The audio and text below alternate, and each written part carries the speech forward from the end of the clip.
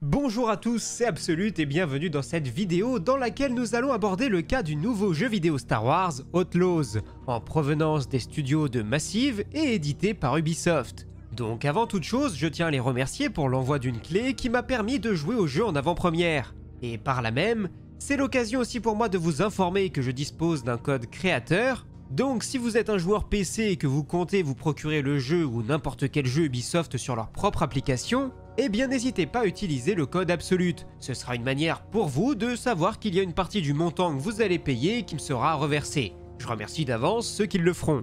Bref, étudier le cas de Outlaws, c'est compliqué. Comme avec The Acolyte récemment, on marche un peu sur des œufs. La situation au sein de la communauté est particulièrement tendue, et certaines personnes peuvent se montrer assez agressives si on n'est pas dans leur camp. Donc dans cette vidéo, je vais vous dire ce que j'ai sincèrement pensé du jeu, ce que j'ai aimé, mais aussi ce qui m'a déplu. Tout cela dans un seul objectif, vous aider à déterminer si le jeu est potentiellement fait pour vous ou non. Je vous invite d'ailleurs à aller voir la vidéo de présentation du jeu que j'ai pu faire en début de semaine, car ça devrait vous donner aussi une meilleure idée d'à quoi ressemble le jeu, en dehors de ce qui est bon ou mauvais dans celui-ci, car c'est effectivement ce que je vais vous expliquer aujourd'hui. Bon, déjà, pour commencer et pour parler de l'éléphant dans la pièce, ou plutôt des éléphants, non, ce n'est pas un jeu made in Ubisoft comme on en a trop l'habitude. Allez, à la limite, vu que le jeu a beaucoup de séquences d'infiltration dans son gameplay, on se rapproche nettement plus d'un Assassin's Creed que d'un Far Cry. Mais oubliez tous les objets ou les orbes ou ce genre de trucs inutiles à récupérer à droite à gauche, ici il n'y a rien de tout ça. Et mieux encore, oubliez les fameuses tours radio à scanner pour découvrir une nouvelle portion de la carte, car ici vous avez simplement besoin d'explorer en vous baladant pour découvrir le reste de la carte. Et comme dans tous les jeux, c'est uniquement quand vous avez découvert un point d'intérêt important que le voyage rapide vers le dit lieu se débloquera. Donc ça, c'était pour débunker ceux qui disent que le jeu est une simple copie de Far Cry. Car fondamentalement, c'est pas le cas. Avatar, le dernier jeu de Massive en revanche, se rapprochait beaucoup plus d'un FC. Mais bref, parlons maintenant du deuxième éléphant dans la pièce, le prix du jeu. À l'heure actuelle, il existe 3 éditions du jeu.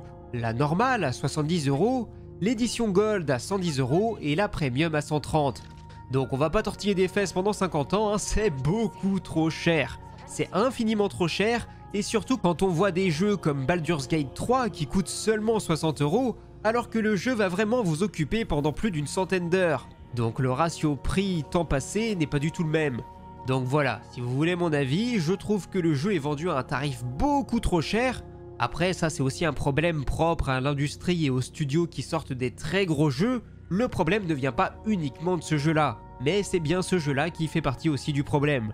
Après, vous avez quand même la solution proposée par Ubisoft qui consiste à prendre un abonnement pendant un mois ou plus pour tester ce jeu ainsi que tous les autres jeux du catalogue Ubisoft. C'est clair que le tarif est plus avantageux et j'imagine aussi que le but derrière c'est d'inciter les joueurs à s'abonner uniquement le temps qu'ils fassent le jeu.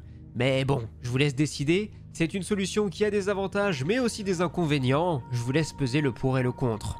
Donc voilà pour les 2 points importants qu'il convenait d'aborder avant de débuter la vidéo et de parler du jeu en lui-même et de ce que j'en ai pensé.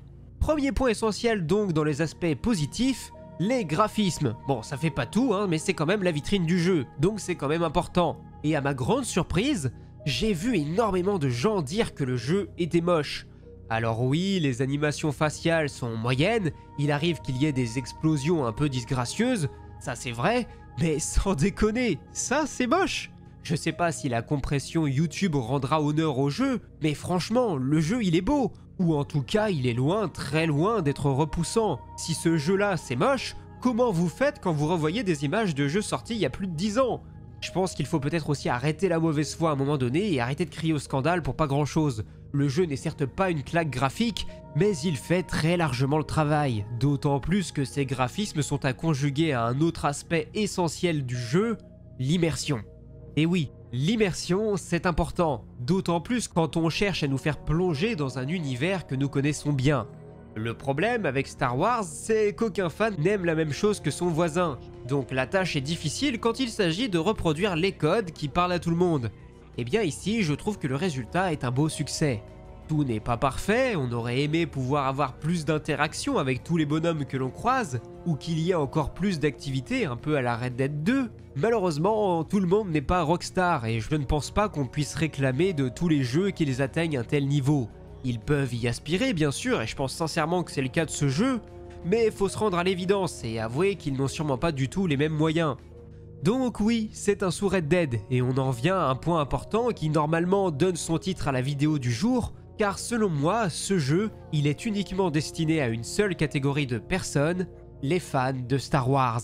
Les fans qui ont toujours rêvé de pouvoir explorer comme bon leur semble l'univers qu'ils aiment. Car Star Wars Outlaws, c'est ça au final.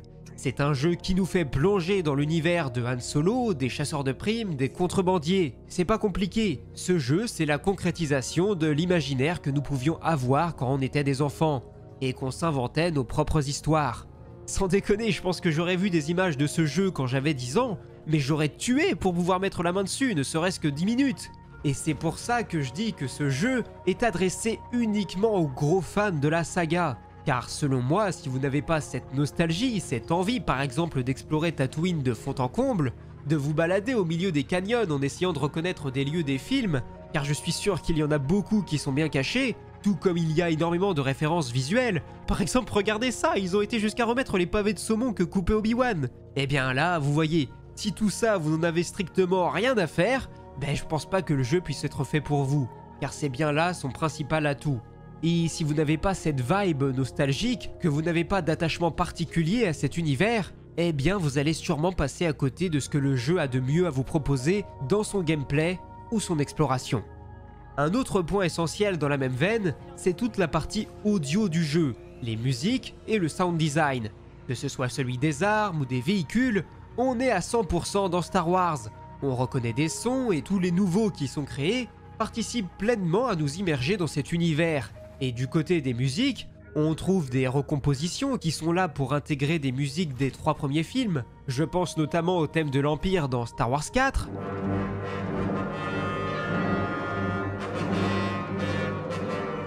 Mais aussi à toute l'ambiance assez singulière qu'on avait autour du palais de Jabba dans Le Retour du Jedi.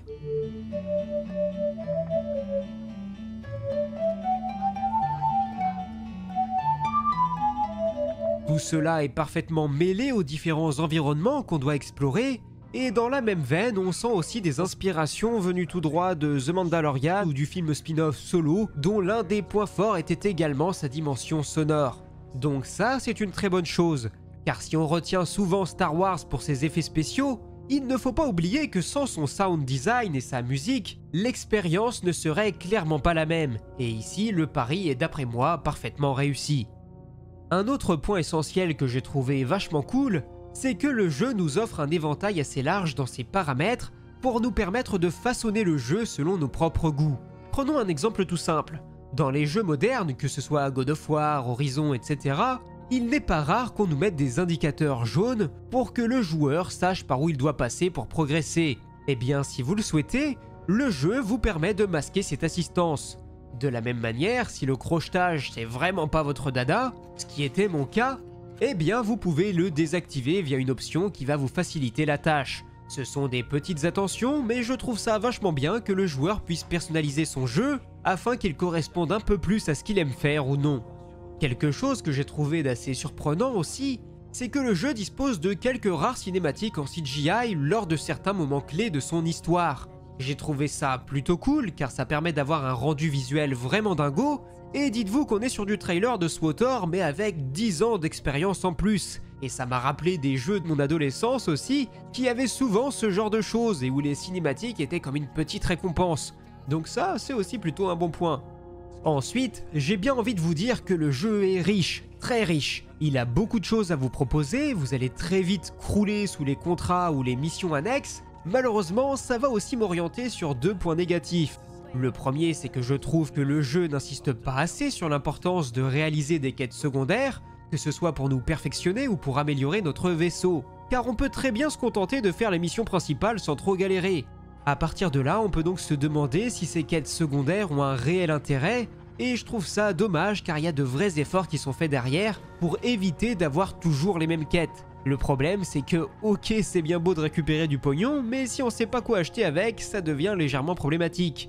Et le deuxième mauvais point entre guillemets, c'est que je trouve que l'onglet des quêtes est vraiment bordélique, et qu'il faut quand même un peu de temps avant de s'y retrouver et de comprendre à quoi correspond telle ou telle information. C'est vraiment fouillis et malheureusement ça participe au fait que le joueur que j'étais s'est plutôt concentré sur les intrigues importantes.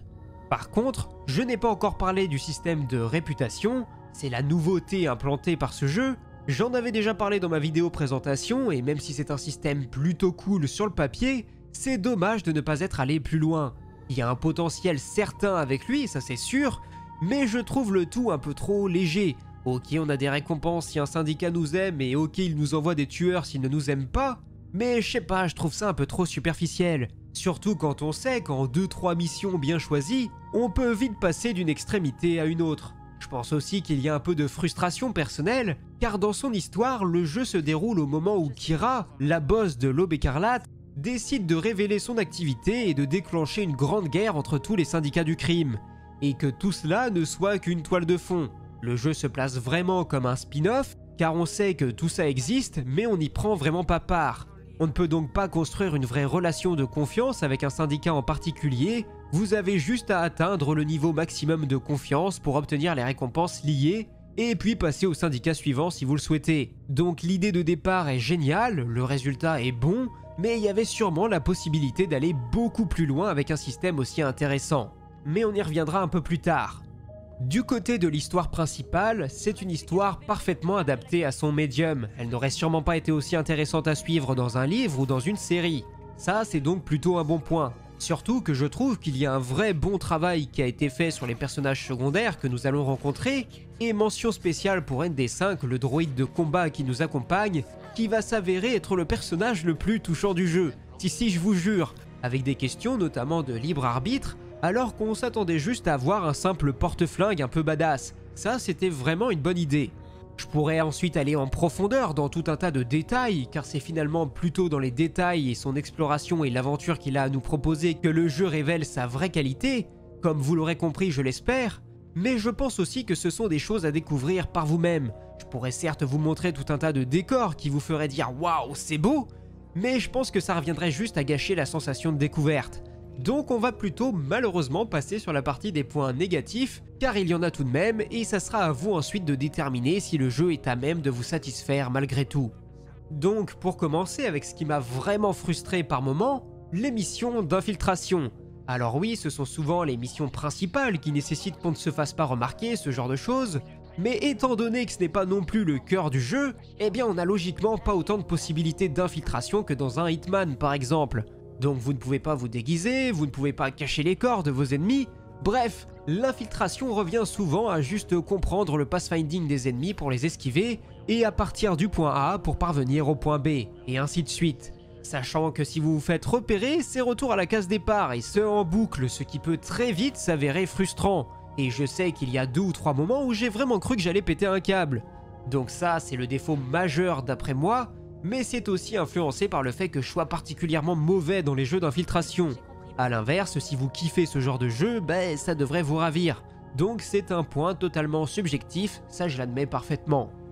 Ensuite, nous avons le fait que le jeu ne parvienne pas à suffisamment nous happer pour réaliser ses missions annexes. C'est dommage car elles valent le coup et rendent le jeu plus palpitant, mais comme elles sont loin d'être essentielles, on est tenté de tracer notre route et au final, quand on termine le jeu, on se demande si ça vaut vraiment le coup de faire toutes ces missions maintenant qu'on a terminé l'histoire et que le plus gros du challenge est déjà derrière nous. Après, pour en revenir au système de réputation, je trouve ça dommage que tous les personnages que l'on croise en dehors des grosses têtes soient un peu oubliables. Tout est très impersonnel et il n'y a rien qui participe à démarquer un syndicat d'un autre. Et de notre point de vue, ils font un peu tous la même chose. Ça aurait sûrement été intéressant de développer le fait que les Hutt sont impliqués dans le trafic d'esclaves, que les Pikes sont plutôt dans le commerce de l'épice, ou que l'Aube écarlate tente juste de tirer son épingle du jeu, et que le réel but de Kira, comme on l'a vu dans les comics, c'est de débarrasser la galaxie des seigneurs Sith. C'est quand même pas rien, alors je demande pas à ce qu'on nous raconte tout ce qui se fait ou se dit ailleurs, mais ça aurait pu être sympa d'ajouter ce dilemme moral au joueur au moment où il doit faire le choix de ses contrats. car là, à part regarder les différentes récompenses qu'on peut obtenir en ayant une bonne relation avec un syndicat en particulier, il n'y a pas grand chose qui nous motive vraiment et pas grand chose qui les différencie. C'est là encore une occasion manquée, car si ce potentiel était allé au bout de ce qu'il pouvait être, ça aurait vraiment pu être génial. Donc voilà, Star Wars Outlaws est un jeu imparfait, mais amusant et fait avec du cœur. C'est un jeu avec un potentiel absolument dantesque, mais malheureusement inexploité, certainement par faute de moyens, mais également de temps. C'est un jeu qui fera plaisir aux fans de Star Wars qui rêvent de vivre une expérience où ils peuvent explorer le moindre recoin de leur univers favori, que ce soit des mondes que l'on connaît ou non. Au-delà de ça, l'expérience reste bonne, j'ai apprécié vraiment mon aventure principale. Malheureusement, je me demande maintenant si le jeu arrivera à me faire tenir longtemps dès lors que l'histoire semble être terminée. On en reparlera peut-être lorsque les prochains DLC sortiront. Donc si vous souhaitez un parallèle aussi avec Jedi Survivor qui est sorti l'année dernière, je dirais que Survivor avait un gameplay plus intéressant, chaque combat à mener était palpitant alors qu'ici ça peut vite être répétitif et barbant, mais à l'inverse, vis-à-vis du monde à explorer, la chose nous procure vraiment des effets waouh par moment dans Outlaws. Bref, j'ai dit la majorité de ce que j'avais à dire concernant Outlaws, j'espère que cette vidéo vous aura plu et vous aura permis de vous aiguiller sur les questions que vous vous posiez et sur le choix que vous comptez faire désormais, mais si vous avez d'autres questions, n'hésitez pas à les poser dans les commentaires, j'essaierai d'y répondre du mieux que je peux. Enfin, comme je l'ai dit en début de vidéo, si vous décidez de prendre le jeu sur PC, n'hésitez pas à utiliser mon code créateur Absolute sur le store de Ubisoft. Dans tous les cas, nous on se retrouvera très vite pour de nouvelles vidéos. Je remercie toutes les personnes qui me soutiennent, que ce soit ici en cliquant sur le bouton rejoindre ou en me faisant un don sur Tipeee. Et sur ce, moi il ne me reste plus qu'à vous dire à la prochaine, c'était Absolute et que la force soit avec vous, ciao.